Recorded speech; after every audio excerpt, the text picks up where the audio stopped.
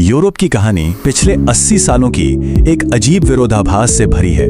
ये कहानी है इतिहास के सबसे भयानक विनाश से उठकर एकता का एक ऐसा सपना देखने की जो पहले कभी किसी ने नहीं देखा। लेकिन आज इतिहास की वही पुरानी ताकतें उस सपने को तोड़ने के लिए वापस आ गई हैं। चलिए इस पूरी कहानी को समझते हैं स्लाइड दर स्लाइड। जरा सोच कर देखिए, बर्लिन शहर, मई का महीना, साल 1945। जो शहर कभी यूरोप की शान हुआ करता था, अब वो बस एक खंडहर है। चारों तरफ सिर्फ मलबे के ढेर और उन खंडहरों के बीच जर्मनी की संसद राइक्सटैग के ऊपर एक सोवियत सैनिक लाल झंडा फहरा रहा है। ये नतीजा था बेगाम राष्ट्रवाद का। 6 साल लंबी जंग, 5 करोड़ से ज्यादा मौतें और एक पूरा का पूरा महाद्वीप राख में तब्दील हो चुका था। तो जब सब कुछ खत्म हो गया, इस राख के ढेर से एक सवाल उठा, ऐसा दोबारा कभी ना हो, इसके लिए क्या किया जाए? और इसी सवाल के जवाब की खोज ने एक नई दुनिया की नींव रखी। और इस नई दुनिया की शुरुआत हुई जर्मनी के न्यूरेमबर्ग शहर से। इतिहास में ये पहली बार हो रहा था कि एक देश के नेताओं को पूरी दुनिया की अदालत के सामने खड़ा किया गया।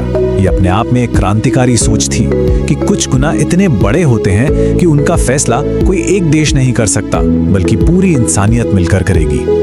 और इन मुकदमों का एक चेहरा था हेरमान गोरिंग, हिटलर के बाद सबसे ताकतवर आदमी। अदालत में भी उसकी अकड़ कम नहीं हुई। वो होशियार था, बेखौफ था और उसे अपने किए पर कोई पछतावा नहीं था। यहां तक कि उसने अपने आखिरी पल में भी दुनिया की न्याय व्यवस्था को धोखा दिया और फांसी से ठीक पहले साइनाइड खाकर जान दे दी। वो गोली उस तक कैसे पहुंची, ये आज भी एक राज है। खैर, न्यूरेमबर्ग से दुनिया को एक बहुत अहम चीज मिली, एक नया कानूनी सिद्धांत, मानवता के विरुद्ध अपराध। इसका मतलब बहुत सीधा और साफ था कि इंसान देश से बड़ा है। कोई भी सरकार, कोई भी कानून इंसानियत के बुनियादी हकों से ऊपर नहीं हो सकता। लेकिन देखिए, इतिहास कभी सीधी लाइन में नहीं चलता।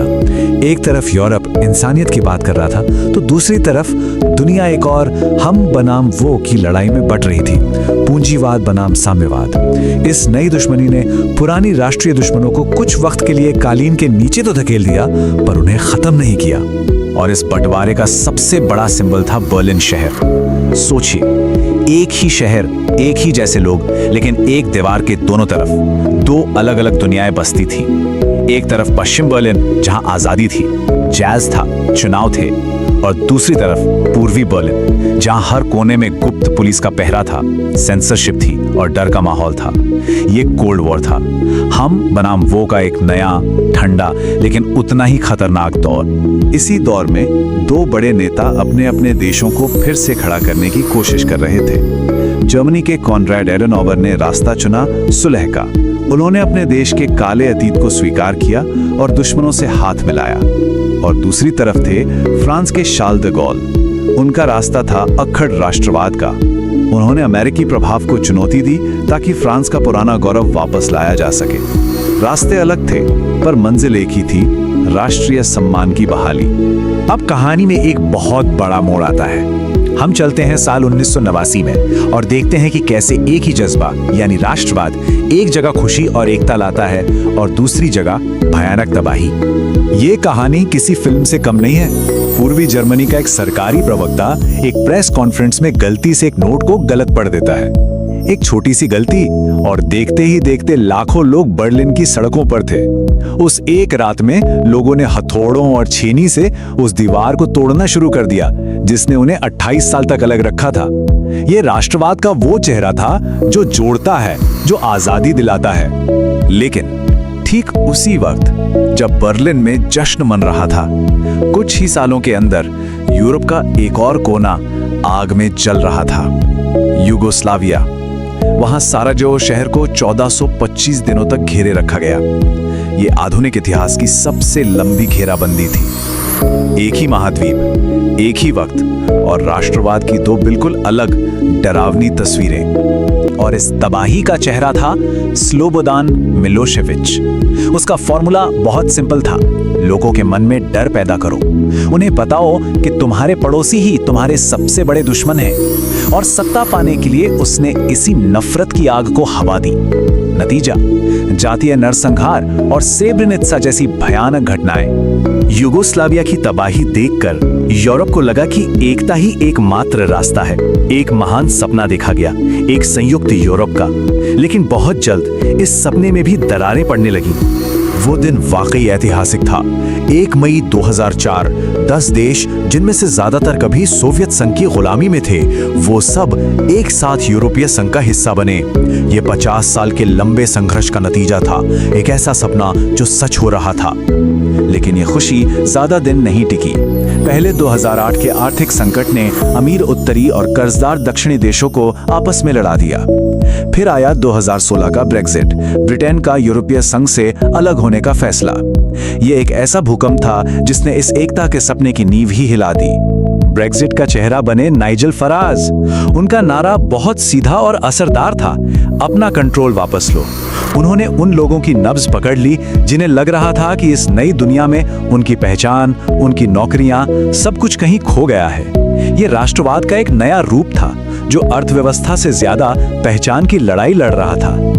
और अब हम आते हैं आज के दौर में, जहां 20वीं सदी की जंग और राजनीति एक नए और शायद ज्यादा खतरनाक रूप में वापस लौट आई हैं। ऐसा लगता है जैसे इतिहास खुद को दोहरा रहा है। तारीख थी 24 फरवरी 2022। यूरोप की नींद खुली तो पता चला कि जंग लौट आई है। रूस ने यूक्रेन पर हमला कर दिया था और डराने वाली बात यह थी कि राष्ट्रपति पुतिन के तर्क और उनकी भाषा हूबहू 1938 में हिटलर के तर्कों जैसी थी। यूरोप में एक बड़े पैमाने पर राष्ट्रवादी युद्ध की वापसी हो चुकी थी। और ये सिर्फ यूक्रेन की जंग नहीं है, पूरे यूरोप में एक नई तरह की राष्ट्रवादी राजनीति सिर उठा रही है। इसका सबसे बड़ा उदाहरण है हंगरी के विक्टर ओरबान। वो चुनाव तो जीतते हैं, लेकिन फिर धीरे धीरे लोकतंत्र की सारी संस्थाओं को, जैसे मीडिया और अदालतें, उन्हें कमजोर कर देते हैं। वो बाहरी लोगों और प्रवासियों का डर दिखाकर अपनी सत्ता मजबूत करते हैं और यूरोपीय संघ की एकता को अंदर से खोखला कर रहे हैं। तो इन 80 सालों की पूरी कहानी हमें आज कहां लाकर खड़ा करती है?